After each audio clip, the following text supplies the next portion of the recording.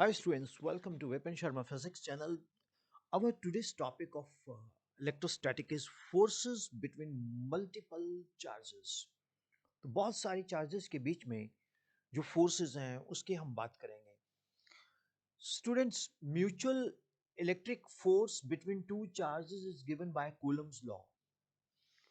दो point charges के बीच में अगर हमने म्यूचुअल फोर्स स्टडी करना है तो हम लोग कूलम्स लॉ को इंट्रोड्यूस करेंगे. However, अगर हमें कैलकुलेट करनी है force on a charge due to several stationary charges, बहुत सारे स्टेशनरी चार्जेस हैं, then we use the principle of superposition. And in addition to Coulomb's law, आइए हम अंडरस्टैंड करते हैं first of all definition of principle of superposition. तो note it down, अभी मैं आपको लिखवाता हूं. Well, students, superposition principle, I'm going to make you to write, and मैंने भी आपके लिए बोर्ड पे लिखा है so that आप भी आसानी से इसको पॉज करके नोट कर सकते हो. According to principle of superposition, total force on any charge due to number of charges at rest is the vector sum of all the forces, vector sum of all the forces on that charge due to other charges taken one at a time. The force due to individual charges are unaffected by the presence or absence of other charges. पहले मैं side पे जाता हूं तो आप इसको note कीजिए and आप इसको पॉज करके नोट कीजिए. अब आप पॉज कीजिए इसको और आप इसको नोट कीजिए. ये डेफिनेशन स्टैंडर्ड डेफिनेशन आपने एग्जाम में लिखनी है, तो ये नोट्स बनते जाएंगे साथ साथ आपके, ठीक है. तो अब आपने पॉज करके नोट कर लिया. अब मैं आपको थोड़ा इसको एक्सप्लेन करता हूँ. मान लीजिए एक क्लास है, उसमें नंबर ऑफ स्टूडेंट्स हैं वो चार्जेस हैं, टीचर भी एक चार्ज है. तो interaction between roll number 1 and the teacher is independent of the presence of the remaining class students. जो बाकी के स्टूडेंट्स बैठे हैं उनके बीच में उनकी प्रेजेंस या एब्सेंस उस पर इफेक्ट नहीं करते.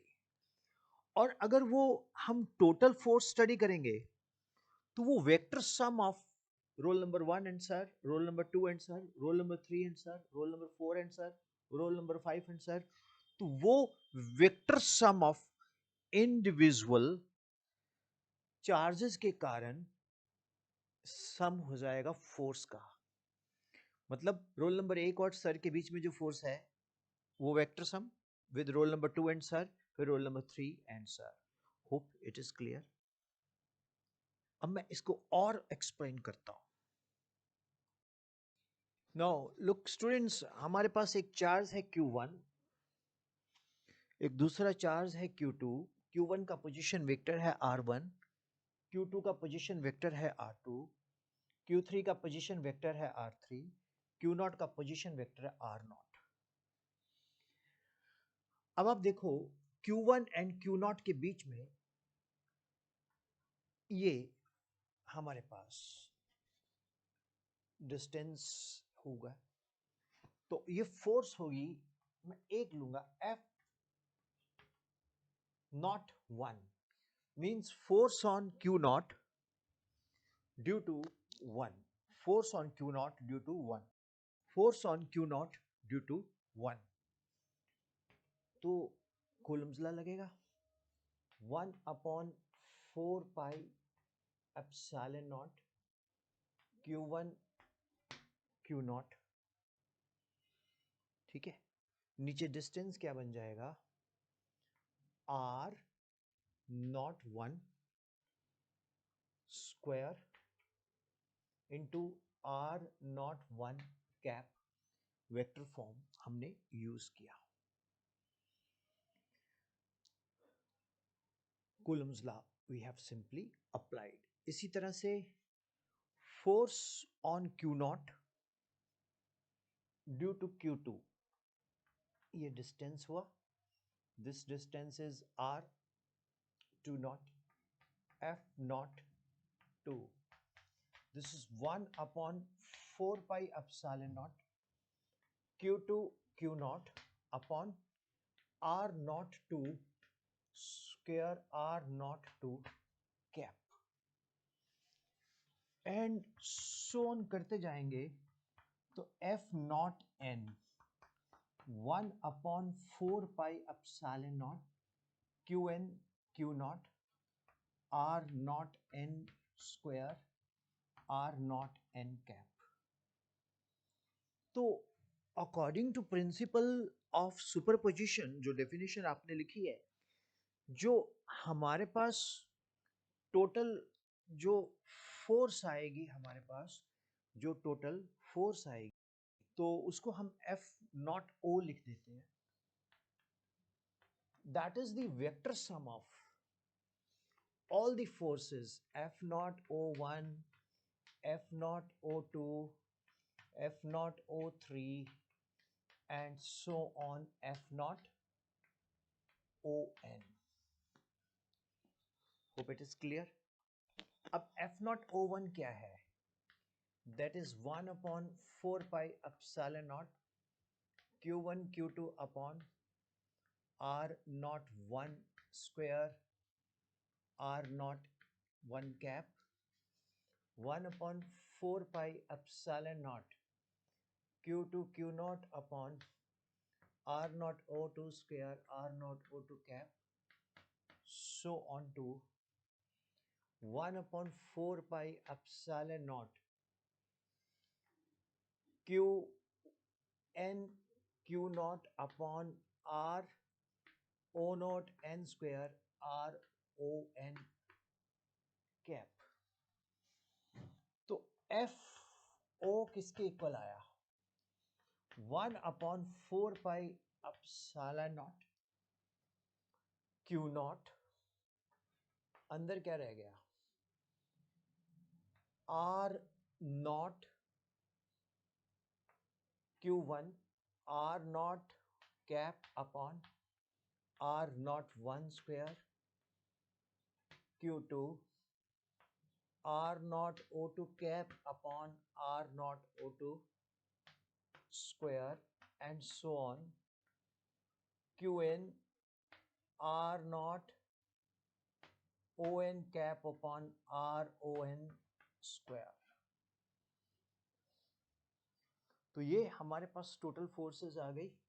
तो इसको हम लिख सकते हैं FO, ये सारे को हम लिख सकते हैं सिग्मा। अगर किसी को सिग्मा नोटेशन पे डाउट है तो वो आप मुझसे अलग से पूछ सकते हैं, मैं इसको थोड़ा और सही से बना लूँ।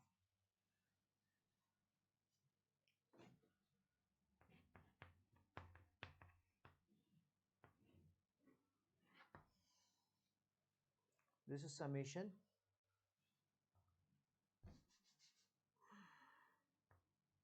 ये 1 upon 4 pi epsilon naught F naught O, right, QI, right, and यहां पर हम लिखेंगे R naught O minus RI square, या इसको क्यूब कर दें और ऊपर हम यूनिट वेक्टर डाल देंगे। R not unit vector means पूरा vector R O minus RI, so where I is equal to 1, I is equal to N। तो स्टूडेंट्स ये जो हमारे पास रिजल्ट बन के आया, ये है प्रिंसिपल ऑफ सुपरपोजिशन। ये सिग्मा नोटेशन पे अगर आपको डाउट हो तो आप कमेंट में लिखिए, मैं इस पे अलग से वीडियो डाल दूंगा, but it is assume that ये आपको पता है समेशन क्या होता है मैथमेटिकल टूल के अंदर। तो ये एक principle of superposition concept बना। Hope it is clear and it's not difficult. इसमें बस एक ही चीज है कि जो ये फोर्स ऑन क्यू नॉट है due to number of charges, ठीक है, Q1 to Q1 not, Q2 not, Q3 not, अगर हमें यहाँ एक Qn ले लें तो Qn नॉट, ठीक है, इसका Rn, तो ये independent of the presence Q1 Q not का Q2 से कुछ लेना देना नहीं है, Q2 Q नॉट का Q1 से कुछ लेना देना नहीं है, Q नॉट Q3 का Q1 Q2 Q4 Qn से कुछ लेना देना नहीं है, तो they are independent of each other. So the direction of net force है is the vector sum of all the vector forces। अब इसमें हम लोग पैरेललोग्राम लॉ भी लगा सकते हैं, इसमें हम पॉलीगन लॉ भी लगा सकते हैं, क्योंकि दो से ज्यादा है तो पॉलीगन लॉ लगेगा, ठीक है। तो ये एक प्रिंसिपल ऑफ सुपरपोजिशन है।